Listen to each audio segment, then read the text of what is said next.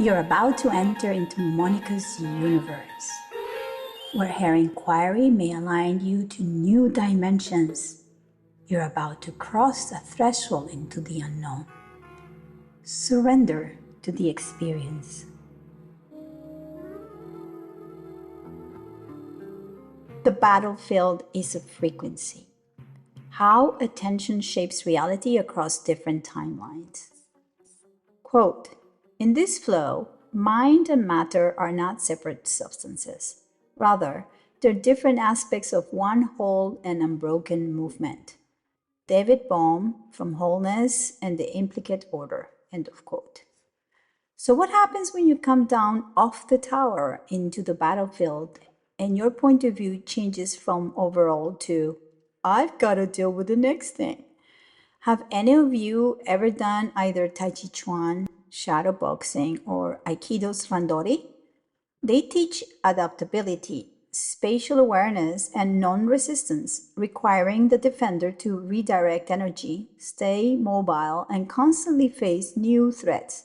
In this praxis, you have to deal one by one, step by step, with the opponent. And it's interesting because even if a lot of things come your way, you have to choose one by one how to deal with it in the moment, creating a state of presence. So when you decide to come down from the tower or the mountain to the field, it is important, in my view, my humble view, that you understand the field, the environment. What is it made of? Because everything that you will think and how you're going to respond is going to be altered by the influence of the field, the environment. It is also very interesting how people refer to life being either a battlefield or being a field full of creativity. I can tell from when I was growing up with my mom, a recent widow, she was always referred to somebody who was a good fighter, so resilient, and people admire her because she was very strong and at the same time she had a lot of volition and she will make things happen. Now, looking back, people were trying to say things in different way. If I look back what my mom did after my father passed, even before, she prepared the field full of seeds towards creating something that will actually be her life in education for her children and the children that she loved. She loved children altogether. It was that she was very innovative, so ahead of her time. She had ideas that could be labeled as crazy, but they weren't. She had a vision. She had a spark that made her go all the way.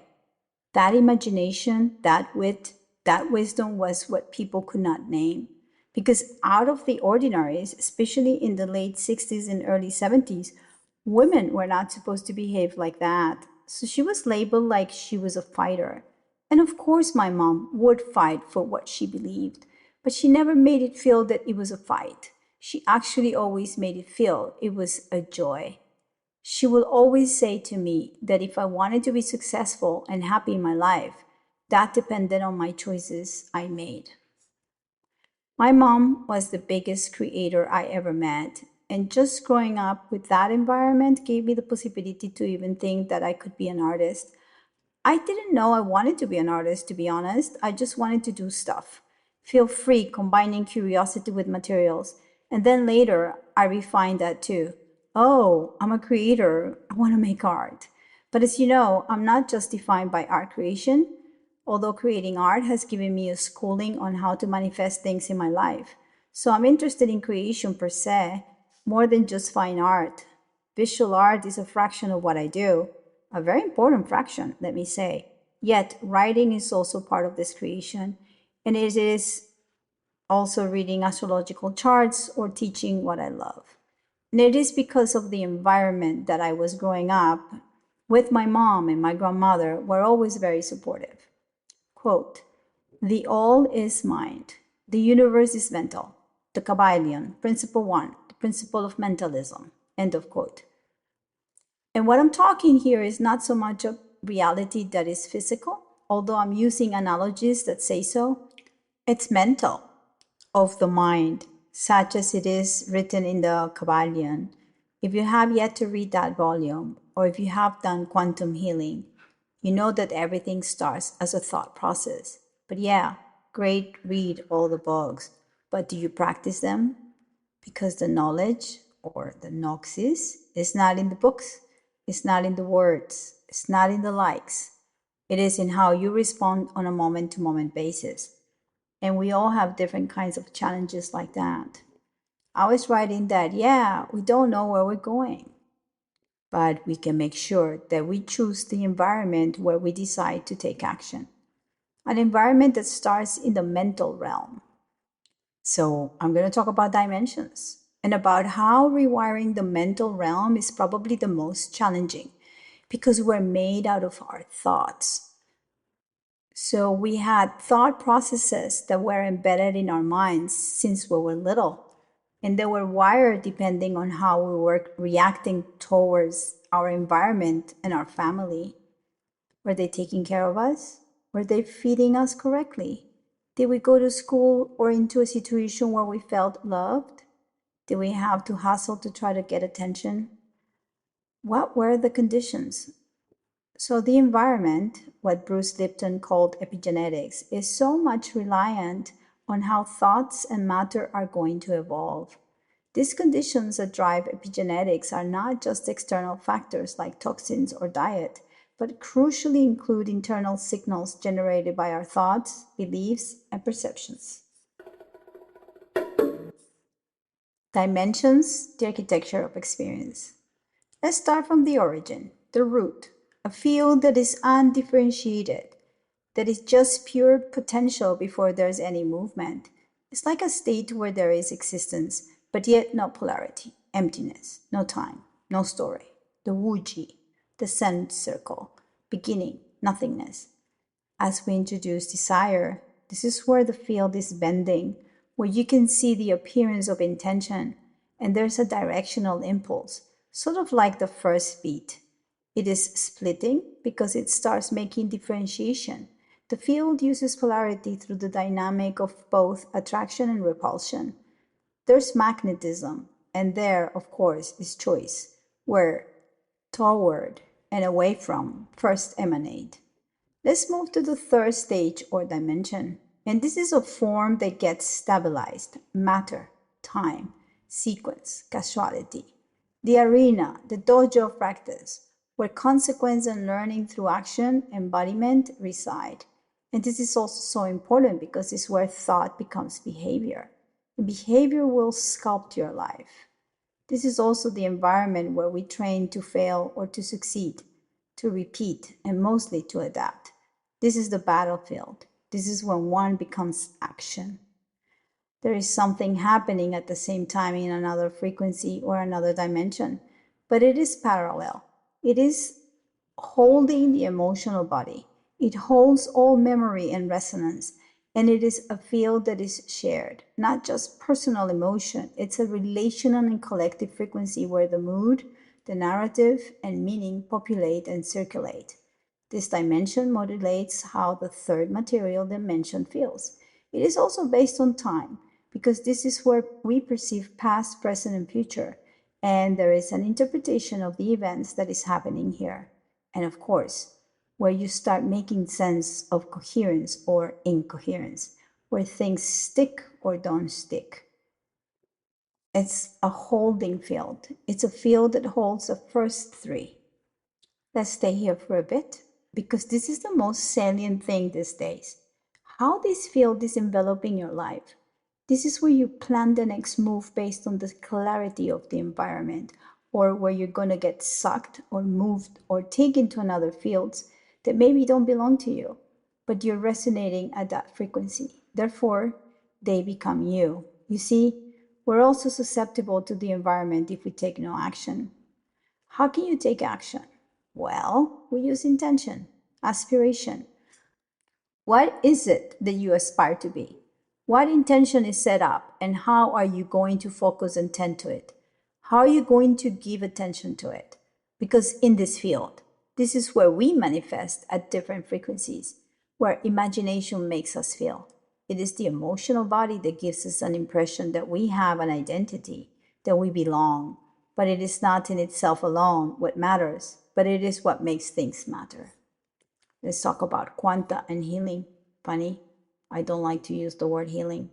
I rather use the word wholesomeness because it implies that you are complete. Healing implies that you're broken. Quanta being the smallest particles can be measured, or it is the change initiated at the smallest measurable level of information, intention, and perception, where coherence in thought and emotion reorganizes experience towards wholesomeness. I've been introducing different components, and the next one is timelines. You see, the fourth level introduces time as a way of connecting the emotional experience or identification with the mental pre-creation and co-creation of reality. Therefore, your environment is made of smallest particles that will make you believe the reality that you are in tune with. That's your timeline. So, would it be fair to say that if you choose your environment correctly, when you breathe, when you're aware of your thoughts and you're aware of your emotional response and how you identify with it, then you can actually tune into the smallest particles and co-create a different outcome? This is what I'm meaning with this and why I'm talking about this today, because of what I've been saying in the last articles, that we still don't know where we're going, but we are the co-creators of orientation. If you tune into a place where there is lack, or there is only friction, or there is only one side winning, and you are in a battlefield where you are faced with the opponent all the time, you're feeding the environment with more rage, with more information to keep on being in the battlefield. But if you are aware of that, then you take each one, like in Randori, in Aikido, one by one as they come, and you decide how to respond to it. It will make a very different outcome. And this works at all levels, with your body, with your emotions, with your mind, and it will even allow your spirit to tune into different realm or frequency. And this is where it becomes very empowering. This is where choice, human action, transforms you from co-creator to the main creator of your timeline, of your outcomes, of your field. Where do you want to tune in? How do you want the outcome to be? And I'm not saying that if you have challenges to run away from them. What I'm saying is that if you see that you're tuning into a battlefield, the question is like, do you really have to create a war, defend yourself, and kill the opponent? Or a lot of this war is purely mental. It's not even real.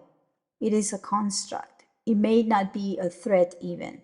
It's something that you are co-creating because you're making it happen passively or actively.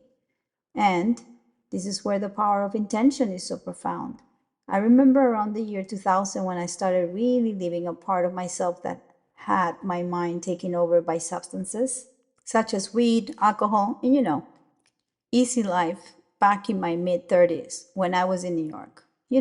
I was an artist and things were happening, and therefore I was being less intentional about things and more like, okay, I will go with the flow until I realized, wait, maybe this is not the lifestyle I want. And I did a full 180. I quit smoking with a hypnotist. And this is where I started understanding, oh my God, the power of the mind is so profound that I just go to a woman that speaks through a microphone while I lie down and she says a few words that then make me not want to smoke another cigarette ever again. August 1st, 2003. Mind you, I've been smoking since I was a teenager, so 20 years of cigarettes were finished within 20-minute session. After that, I started being very interested in reconnecting my body with my mind, my emotional body, and the spiritual too. This was a moment of reintegration, of coherence, where I slowly was led into learning directly from Taoist master because my body started to show signs of incoherence. Thus, I started a journey of training my mind. That's what happened with my Taoist teacher. He was not the first teacher. There were a series of events that led me from one place to the next until I did study with one in particular. For 9 years, I trained. It was so powerful as a base that led to many things where I am right now. When I say training the mind, it's understanding that everything that I think is a construction. The thought forms populate my environment, so it gives me the power of responsibility that whatever I feed my mind with, whether they're worries or they're great ideas that I want to execute creatively, it is how this intention is fed and how these ideas can become very concrete at the battlefield because they're also going to be influenced, nourished by the environment that you decide to survive or thrive in. That's why both poetry and music are so important as the muses, because these are ways of finding inspiration through resonance. I wouldn't say movies are that anymore because unfortunately they've been hijacked by industries that silently indoctrinate. And even pop music nowadays is completely hijacked. But I'm speaking more of the idea of tuning into something that gives you hope and it gives you wisdom and it gives you an open field full of probabilities and different timelines that you can choose from your own human action, and also because you're in tune with frequency that makes you feel good. You see, feelings are super important. So if you stay in a state of fear, that's your environment and that's the outcome. It's all about survival. If you stay in the field of anxiety, that's your nervous system. It can be a wreck to be living like that, or you're over controlling. Your body takes possession of your mind and your emotions through the nervous system. Even too much joy could tamper your heart. So everything done with intention and attention really yields a different result. There is anger as well, which is one of my favorite emotions because it gives me the drive to change, not to continue and try to kill the opponent, but to know there's another way, and only behead, metaphorically, your opponent if he poses a life threat. There's always another way. And there is sadness, which these days the whole world is sad because a way of life is completely gone. And so when you try to hold on to things that are no longer good for you, you get dragged into a field of desperation and maybe depression. So that's why all the emotions were made so we could become aware of our identity. We can identify with certain things and they serve a purpose. Fear will tell your body that you're in danger. Anger will tell your body that you have an option to choose something different. Sadness will tell your body that it is time to let go. Anxiety is going to tell your body to pick up something else, to edit things out, maybe stop controlling. And joy is going to tell your body to have fun, to a certain degree. And by the way, all the polarity that you see everywhere is inside of yourself because you tune into it. You tune to people calling each other things, to parties painting themselves with different colors, authority versus the people versus the authority. It is all within. We have that polarity embedded in our psyche. We are the polarity. The scope is not to choose one. The scope is to synthesize and integrate what is best at every specific moment. That's why becoming sovereign and having your own decision making based on what is good for you is different than just following other people's tracks. So important these days. The conjunction of Saturn and Neptune is going to reset the whole world order. I've been saying it. It's not just financial, it's everything. You just have to look at the news. Everything is being revealed. Nothing that you thought that it would be true is true. And that includes you. Which timeline are you living? What part of yourself has been faking it? What part of yourself has been faking it? What part of yourself has not owned your own environment because you have created a space that is incoherent? This is a call of action to just take some time. It could be 10 minutes. It could be a day. It could be a week. It could be a month. It could be the next part of your life to be solidly in tune with your own thought process, because those thoughts create actions, and actions create habits, and character is made out of repetition, and character does create a destiny. This is an old saying that comes from India that has been attributed to Gandhi, but it's been said by many people, and it does sound true. Quote, "While we sleep here, we are awake elsewhere, and in this way every man is two men." Jorge Luis Borges, Tlon Ukbar, Orbis Tertius. End of quote. Have an amazing week.